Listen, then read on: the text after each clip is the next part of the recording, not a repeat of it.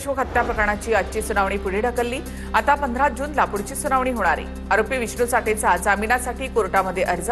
पुढील सुनावणीमध्ये विष्णू चाटेच्या जामिनावर सुनावणी होण्याची शक्यता आहे। गॅलेक्सी रुग्णालयामधून मनोज सरांगे यांना डिस्चार्ज। मनोज सरांगे अंतरवालीकडे रवाना झाले।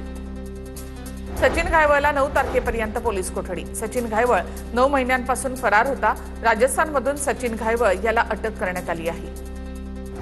पिंपरी चिंचवडमध्ये 5 तास उलटल्यानंतर सुद्धा विषारी दारू अड्ड्यावरील कारवाई सुरूच। फुगेवाडीमध्ये रस्ते निमुळते असल्यामुळे मशिनरी कारवाईच्या ठिकाणी पोहोचायला उशीर झाला। हँड ब्रेकर आणि हातोड्याच्या सहाय्यानं हे पाडकाम करण्यात आले।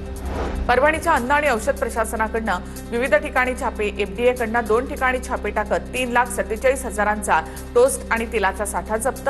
जप्त केलेल्या पदार्थांचे नमुने प्रयोगशाळेमध्ये पाठवल्याची माहिती। संभाजीनगरमध्ये डेअरी अँड फूड्सवर एफडीएची धाड। शहरामधील गजानन नगरमधील प्रसन्न डेअरी अँड फूड्सवर भेसळीचा संशय असल्याप्रकरणी 18,150 रुपये किमतीचे गाईचं तूप जप्त। तुपाचे नमुने तपासणीसाठी पाठवले। अहवालानंतर कारवाई होणार। पुण्यासह राज्यभरामध्ये अन्न आणि औषध प्रशासन विभागाची कारवाई। 14 ठिकाणी छापे टाकून 31,73,000 किलो अन्न पदार्थ जप्त। प्रतिबंधित अन्न पदार्थांचा साठा जप्त करून संबंधितांवर गुन्हा दाखल करण्यात आलाय।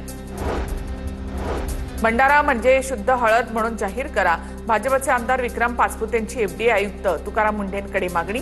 जेजुरीगडासह विविध देवस्थानांच्या ठिकाणी भेसळयुक्त भंडाऱ्याची विक्री होत असल्याचं समोर आलं होतं।